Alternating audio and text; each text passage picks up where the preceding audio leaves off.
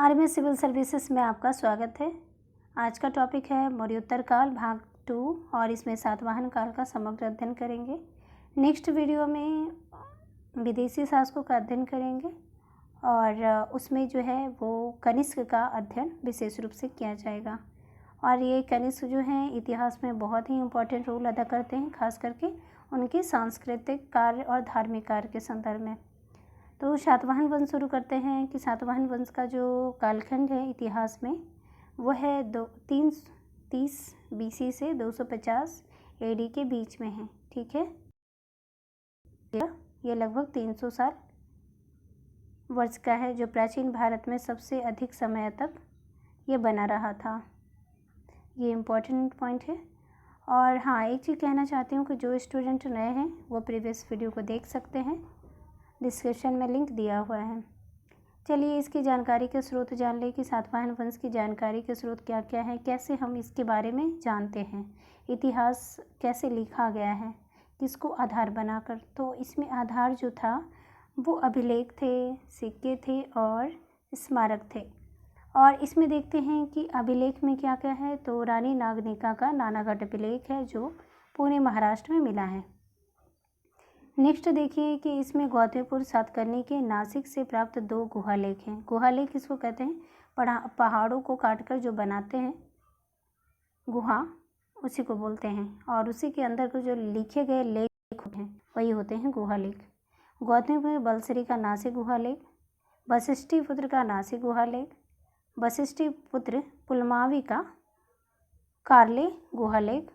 और ये जो नेक्स्ट है ये देख लीजिए यज्ञश्री सातकर्णी का नासिक गुहालेख। तो ये जो लेख हैं आप इसे याद कर लीजिएगा। ओके,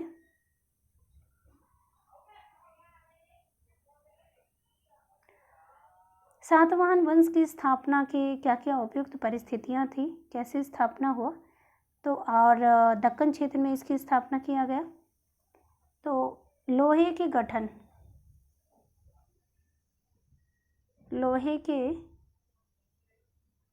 की उपलब्धता के कारण ये उपयुक्त परिस्थितियां बनी।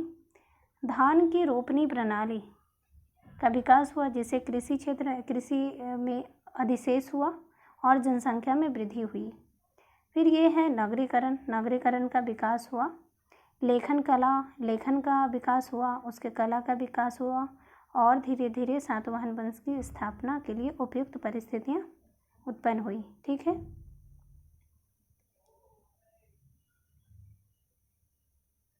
यहाँ लोहे की गठन नहीं होगा, लोहे की उपलब्धता होगी। ओके, लोहे का प्रयोग होगा कि साउथ क्षेत्र में लोहे का प्रयोग होने लगा था। ओके, सातवाहन वंश के प्रमुख शासक तो बहुत सारे हुए हैं, जिसमें प्रमुख शासक के बारे में चर्चा मैं करूंगी इस वीडियो में।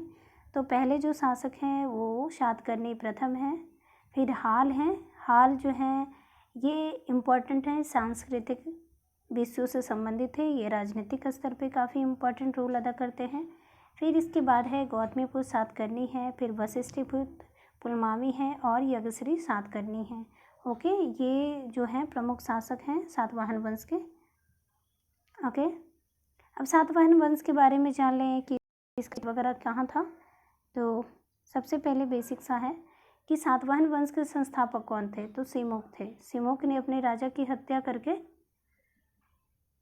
सातवाहन वंश की नींव डाली और इस क्षेत्र पर अपना स्थापना किए, अपना राज्य को स्थापित किया। यहाँ ये सातवाहन वंश का साम्राज्य है। ओके, शासन क्षेत्र क्या था? तो महाराष्ट्र था, आंध्र प्रदेश और कर्नाटक था। पुराणों में इन्हें आंध्र भृत्य कहा जाता है और अभिलेखों में इन्हें सातवाहन कहा जाता है, जिसे हम सातवाहन कहते हैं अभिलेखों के संदर्भ में, क्योंकि अभिलेख तो बहुत सारे मिले हैं। राजधानी जो है इसका प्रतिष्ठान या पैटर्न है जो महाराष्ट्र में था उस समय। ये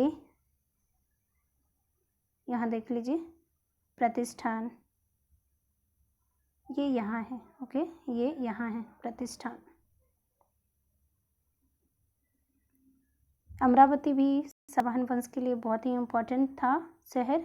ये अमरावती क्षेत्र था, ये सांस्कृतिक रूप से इम्पोर्टेंट था। फिर इसकी जो भाषा देखिए कि भाषा जो थी वो प्राकृत थी और लिपि जो थी वो ब्राह्मणी थी। ओके, तो इसे आप याद कर लीजिएगा कि भाषा प्राकृत थी और लिपि ब्राह्मणी थी।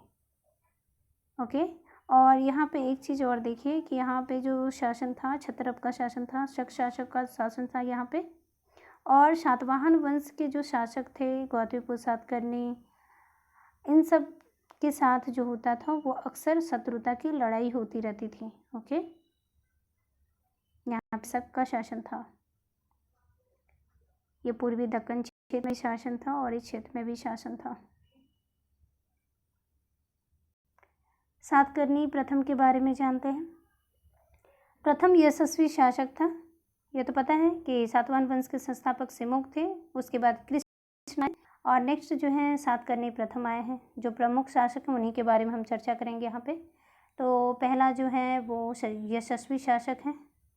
उपलब्धि की जानकारी इनके विषय में जानकारी कहाँ से मिलती है, तो नागनिका की नानाघाट अभिलेख से मिलता है। ओके, और इन्होंने 2 अश्वमेध यज्ञ किया और 1 राजसूय यज्ञ किया। अपने जो सामाजिक प्रतिष्ठा थे उसको स्थापित करने के लिए ये यज्ञ किया। ओके, और फिर इन्होंने 2 उपाधि धारण की। कौन सा, तो दक्षिणापथ पति की उपाधि और दूसरा है अप्रतिहत चक्र की उपाधि। ओके, तो ये दोनों ध्यान रखिएगा कि दक्षिणापथ पति की उपाधि किसने धारण की, सातकर्णी प्रथम ने, और प्रतिहत चक्र की उपाधि इन्होंने धारण की। सबसे बड़ा इम्पॉर्टेंट जो पॉइंट है, ये मालवा शैली की गोल मुद्रा को जारी किया। ओके, ये गोल मुद्रा है, मालवा शैली की गोल मुद्रा को इन्होंने जारी किया। तो मालव शैली की गोल मुद्रा किसने जारी की, तो सातकर्णी प्रथम ने किया, सातवाहन शासक ने। अपनी पत्नी के नाम से रजत मुद्राएं भी उत्कीर्ण कराएं। रजत का मतलब होता है चांदी के सिक्के, रजत मतलब चांदी ही होता है। ओके, सिक्कों पर श्री 7 का उल्लेख किया। ओके, श्री 7 मतलब सातकर्णी प्रथम। ओके, नेक्स्ट देखते हैं हाल के बारे में। हाल एक महत्वपूर्ण शासक थे। तो हाल एक महानतम और एक कवि शासक था। ये जो हाल हैं ये कवि थे और इन्होंने बहुत सारे जो कवि थे उनको आश्रय दिया था। जैसे इसमें देखते हैं कि गुणांड को दिए थे, गुणांड हो गए, फिर सर्ववर्मन हो गए, और सर्ववर्मन की ये गुणांड की जो पुस्तक है ये बृहत कथा है। ये क्वेश्चन आ चुका है कि बृहत कथा की रचना किसने की, तो गुणांड ने की है। गुणांड किनके राजसभा में रहते थे, तो हाल के, सातवाहन शासक हाल के। ये इम्पॉर्टेंट है कि हाल कौन था, ये जरूर याद कीजिएगा कि हाल जो था वो सातवाहन शासक था। ओके, और ये सर्ववर्मन जो है, सर्ववर्मन की जो पुस्तक है वो का तंत्र है। ओके, का तंत्र है। फिर कवियाँ, जैसे कवियों विद्वानों का आश्रयदाता था। और ये सबसे इम्पोर्टेंट है कि हाल ने किस पुस्तक की रचना की, तो गाथा सप्तशती की रचना की। और किस भाषा में थी, तो ये प्राकृत भाषा में। और आपको तो पता है सातवाहन वंश का जो भाषा था वो प्राकृत भाषा में, और लिपि जो थी वो ब्राह्मणी में थी। तो आप इसे याद कर लीजिएगा। इस पे मैं ज़्यादा जोर इसलिए दे रही हूँ क्योंकि ये लोग नहीं जानते हैं, भूल जाते हैं। तो हाल जो थे सातवाहन शासक थे और ये कवि थे, और इनके जो राजसभा में रहते थे गुणांड रहते थे और सर्ववर्मन रहते थे। ये याद कर लीजिएगा, पुस्तक इनका ये है। ओके, अब गौतमीपुत्र सातकर्णी के बारे में जान लेते हैं कि सातवाहन वंश का सबसे प्रतापी शासक और महान शासक था। ठीक है, इन पे एक मूवी भी साउथ की बनी हुई है, सबसे महान शासक। ठीक है, विजय की जानकारी का स्रोत जो है इनकी माता गौतमीपुत्र बलश्री के नासिक अभिलेख से प्राप्त होता है। तो गौतमी बलश्री की जो अभिलेख है वो नासिक अभिलेख है, और गौतमीपुत्र सातकर्णी के विषय में जानकारी मिलता है। इन्हें अद्वितीय शासक कहा जाता है, अद्वितीय शासक। ओके, याद कर लीजिएगा कि सातवाहन वंश के किस शासक को अद्वितीय शासक कहा जाता है, तो गौतमीपुत्र सातकर्णी को कहा जाता है। यहाँ पे ये देखिए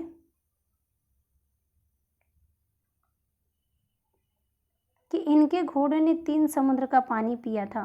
ओके, तो ये याद कर लीजिएगा कि तीन समुद्रों का पानी इनके घोड़े ने पिया था। किनके, तो गौतमीपुत्र सातकर्णी की। इसका मतलब ये है कि इनका जो साम्राज्य विस्तार था वो 3 समुद्र की तरफ था। ओके, यहाँ था, देखिए ये हो गया बंगाल की खाड़ी, अरब सागर, और ये जो हो गया हिंद महासागर। ओके,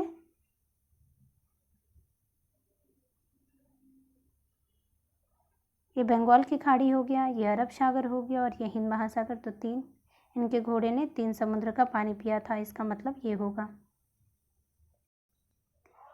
और इनकी जो उपाधि है, उपाधि देख लेते हैं कि इन्होंने कौन कौन सी उपाधि धारण की। तो वेंकटक की उपाधि धारण की, राजा राज की उपाधि धारण की और विंध्य नरेश की उपाधि धारण की। क्या है, वेंकटक की जो उपाधि धारण की, उसके नाम से एक नगर भी स्थापित किया था, वेंकटक नामक नगर की स्थापना किया था। तो ये क्वेश्चन आ सकता है। ओके। उसने बौद्ध संघ को अजकालिकीय और कार्ले के भिक्षु संघ को करजक नामक ग्राम दान में दिया था। किसको? तो बौद्ध संघ को। बौद्ध अनुयायी था तो बौद्ध संघ को दिया था। ओके। ये बौद्ध संघ के प्रति उदार विचार रखता था।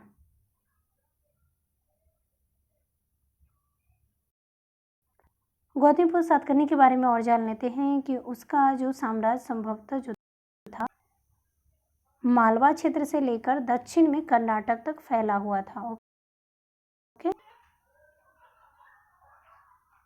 ये मालवा क्षेत्र था, मालवा, और ये था कर्नाटक क्षेत्र तक था। ओके। नासिक जो महाराष्ट्र में है, जोगलथम्बी से चांदी के लगभग 8000 सिक्के प्राप्त हुए, जिनमें एक तरफ नहपान जो शक शासक नहपान तथा दूसरी तरफ गौतमीपुत्र सातकर्णी का नाम उत्कीर्ण किया गया है। तो यहाँ पे का याद करना है कि जो कहाँ पे सिक्के मिले हैं, तो जोगलथम्बी में मिले हैं। ओके। और नहपान गौतमीपुत्र सातकर्णी के सिक्के के साथ उनका नाम उत्कीर्ण किया गया है। गौतमीपुत्र सातकर्णी ने शक शासक नहपान को हराया था। शक शासक जैसे बताती हूँ यहाँ पे कि ये देख लीजिए,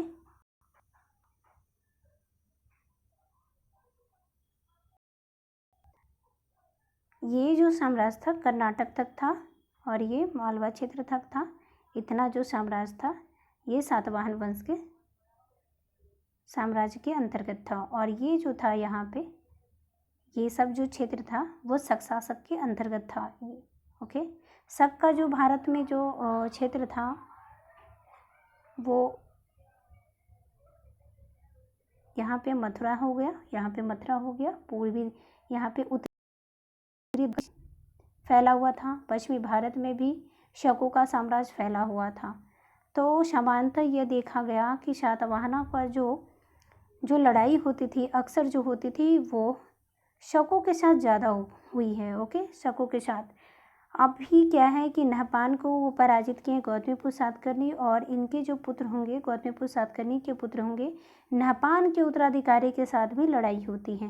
ओके, क्योंकि इन दोनों का जो साम्राज्य क्षेत्र था वो लगभग सटा हुआ था। ओके। वशिष्ठ पुत्र पुलमावी, जो हम बोले कि गौतमीपुत्र सातकर्णी के ये पुत्र हैं।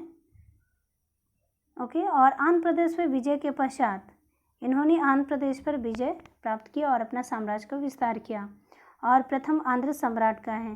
ठीक है, प्रथम आंध्र सम्राट किन्हीं कहा जाता है, तो वशिष्ठ पुत्र पुलमावी को कहा जाता है, और दक्षिणापतेश्वर भी कहा जाता है। ओके।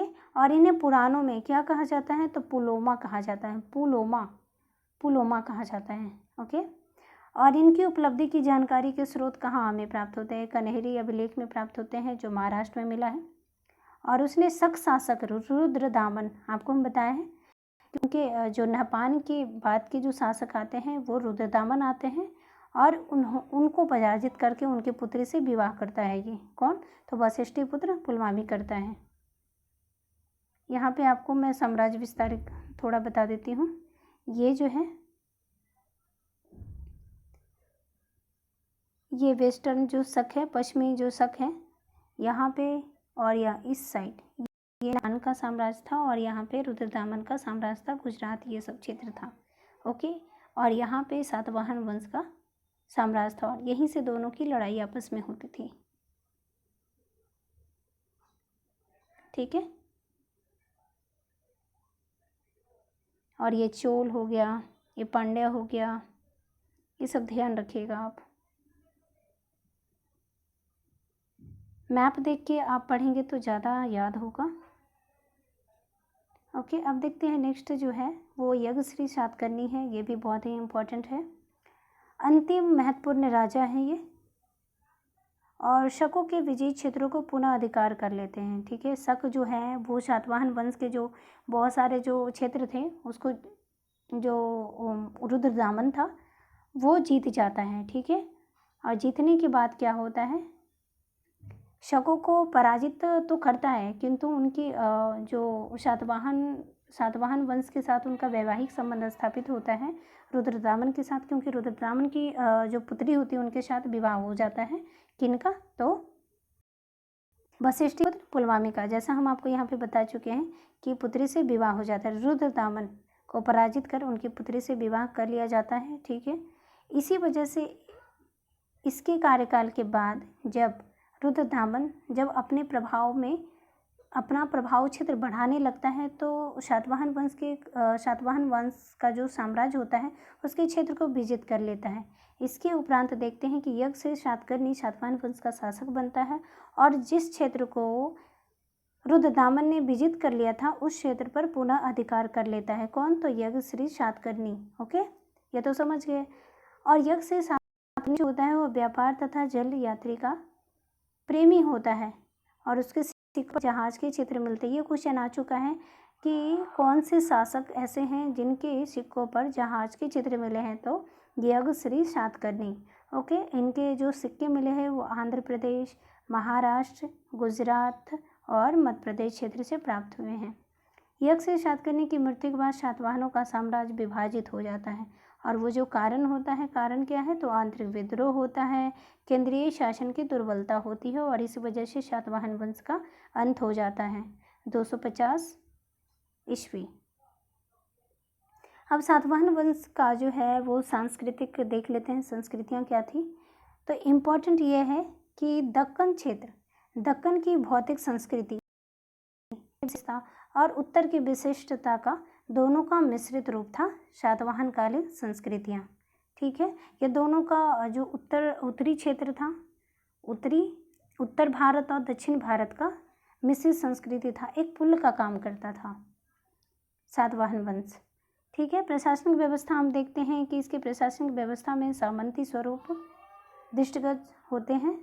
जैसे पहले स्तर पे राजा था, महाभोज था, और उसके बस था, ये एक स्तर बना हुआ था, राजनीतिक स्तर बना हुआ था। संभवतः ये कहा जाता है कि सब अपने अपने क्षेत्र में शासन करते थे, इसलिए कहा जाता है कि जो सामंतों की थी, सातवाहन वंश की थी, वो सामंती प्रवृत्ति की थी।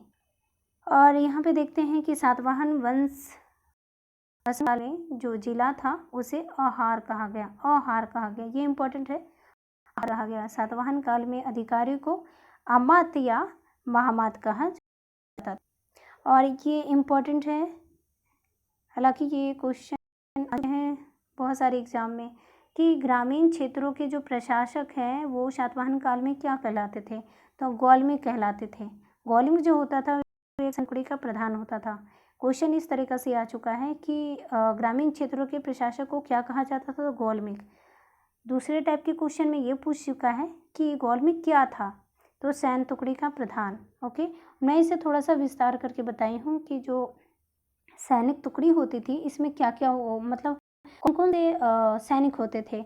तो यहाँ पे जो थे ये पैदल सैनिक होते थे, 45 पैदल सैनिक होते थे, 9 रथ इसमें शामिल होता था, 9 हाथी होते थे, और 25 घोड़े शामिल होते थे इस सैन्य टुकड़ी में। ओके, और गौलमिक था ये, गौलमिक सैन्य टुकड़ी में इतने लोग शामिल होते थे। ओके, तो इसे आप ध्यान रखिएगा, गौलमिक।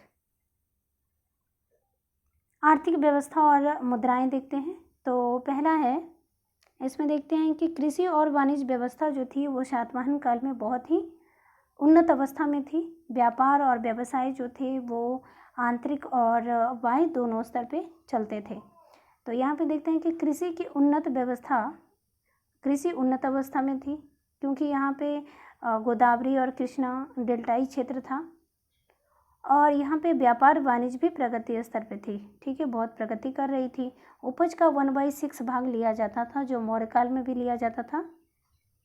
और मिलिंद पन्हों और महावस्तु मिलिंदपन्हु और महावस्तु जो है ये बौद्ध ग्रंथ है।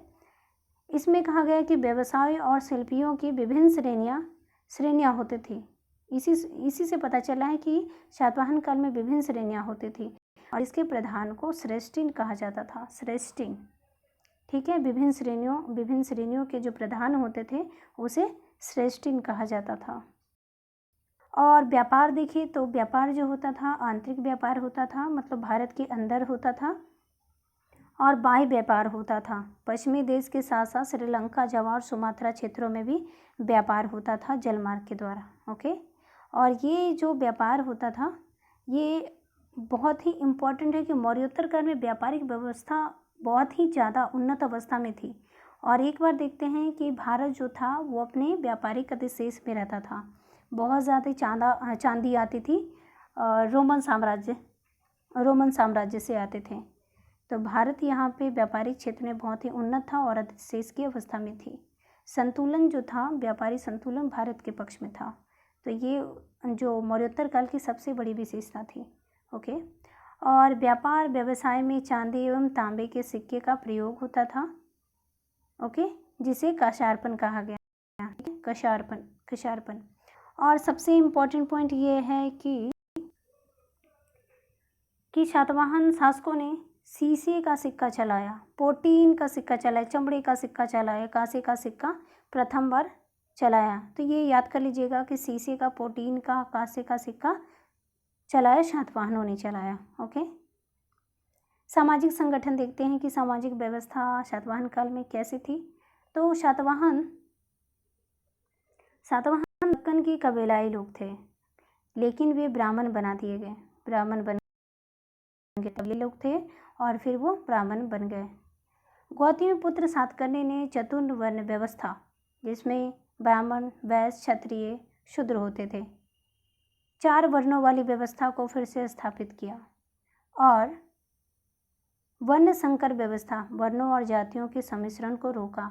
उस काल में क्या होता, मौर्योत्तर काल में क्या होता था कि विदेशी लोग थे और देशी, दोनों का सम्मिश्रण से एक मिश्रित जातियों और वर्णों का विकास होता था और वर्ण संकर इसका नाम दिया गया। और गौतमीपुत्र सातकर्णी जो थे वो इसके विरुद्ध थे। ठीक है,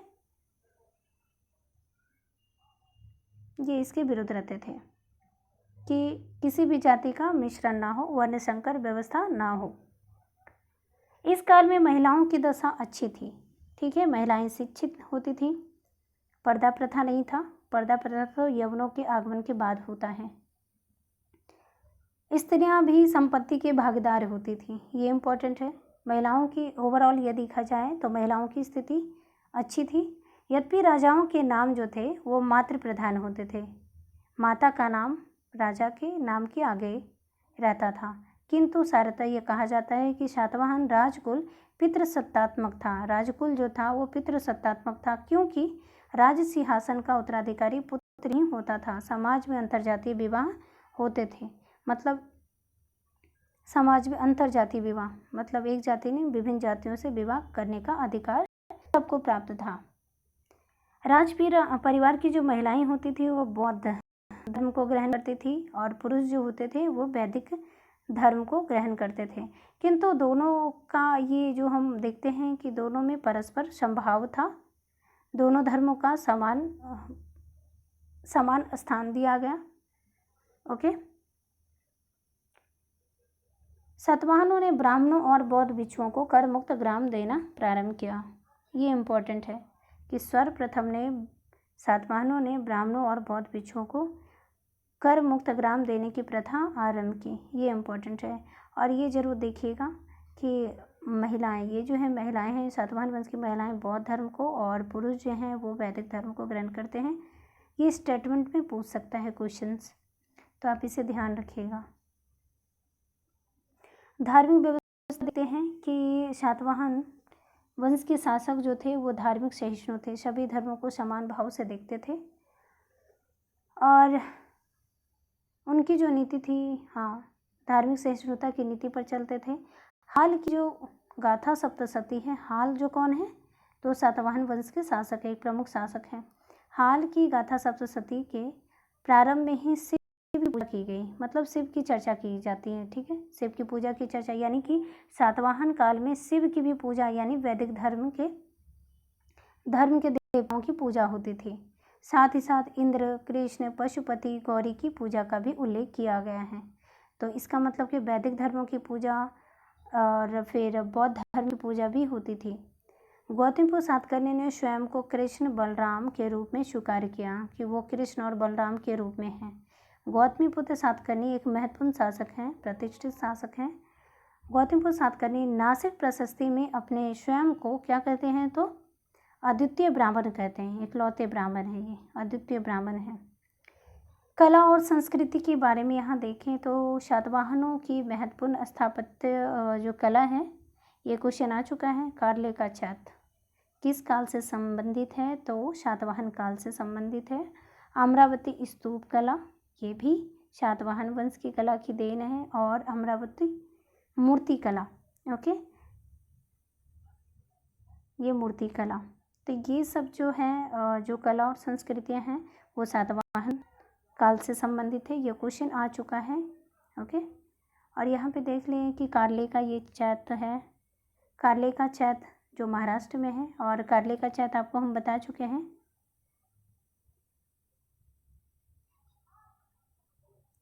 कि कारले का जो चैत्य है, आपको तो पता होगा कि ये चैत्य जो है वो पूजा गृह होता था, बौद्ध धर्म का पूजा गृह होता था, आराधना करने का स्थल होता था, ओके। और ये स्तूप है, स्तूप अमरावती स्तूप है, ये भी जो है वो सातवाहन वंश से संबंधित है। और यहाँ पे स्तूप की रचना में आपको तो पता है कि इसको क्या बोलते हैं, ये अंड है, ये मेधी है, ये मेधी है, ओके।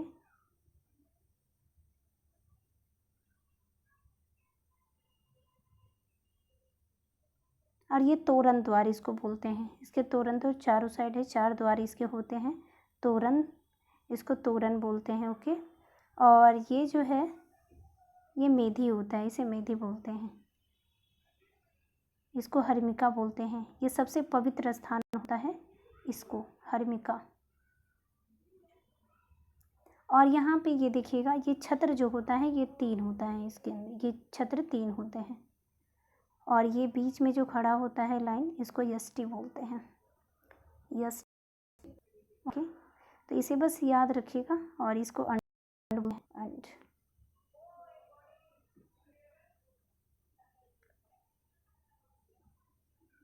ओके, तो इसे ध्यान रखिएगा, ये इम्पोर्टेंट है। और अमरावती मूर्ति शैली के बारे में जान लें, ये भी इम्पोर्टेंट है। हालांकि मूर्ति शैली जो है 3 है, गांधार है, मथुरा शैली है और अमरावती शैली है। तो नेक्स्ट वीडियो में मथुरा शैली और गांधार शैली को बताऊंगी जो कुषाण काल से संबंधित। अमरावती शैली जो है वो सातवाहन वंश से संबंधित है, तो मैं सातवाहन वंश में इसे बता देती हूँ। तो ये जो है अमरावती शैली में ये बना हुआ, ओके, वाइट संगमरमर से बना हुआ है। सातवाहन शासकों के संरक्षण में अमरावती मूर्ति शैली का विकास हुआ, ओके। और यह विकसित हुआ, स्वदेशी रूप से विकसित हुआ, बाह्य संस्कृतियों से अप्रभावित रहा। ये स्वदेशी रूप से ये मूर्ति कला का विकास किया गया है, ओके। सफ़ेद संगमरमर की इसकी विशेषता है और यह बौद्ध धर्म से जुड़ा हुआ है। तो क्वेश्चन ये है कि जो है अमरावती जो मूर्ति शैली है वो किस धर्म से संबंधित है, तो बौद्ध धर्म से संबंधित है, ओके। और यह जो मूर्ति शैली का जो विकास हुआ, जैसे कि अमरावती मूर्ति शैली का विकास कहाँ हुआ, तो कृष्णा गोदावरी के पहाड़ी क्षेत्र में हुआ। मूर्तियाँ समानतः बुद्ध के जीवन और जातक कथाओं से संबंधित होता था, ओके। जो बौद्ध धर्म की जो जातक कथाएं होती थी, तो जातक कथाओं में क्या होते थे, तो गौतम बुद्ध के जो पूर्व जन्म की कहानियाँ उसमें वर्णित की गई है। तो यहाँ लिखा है कि मूर्तियाँ समानतः बुद्ध के जीवन और जातक कथाओं को दर्शाती है, अर्थात कहा गया है कि मानव और पशु दोनों के रूप में बुद्ध के पिछले जीवन को बताती है। यहाँ पे बुद्ध के जन्म को यहाँ पे मूर्तियों के द्वारा ये दर्शाने का प्रयास किया गया है, ओके। ये आप देख सकते हैं, ओके। तो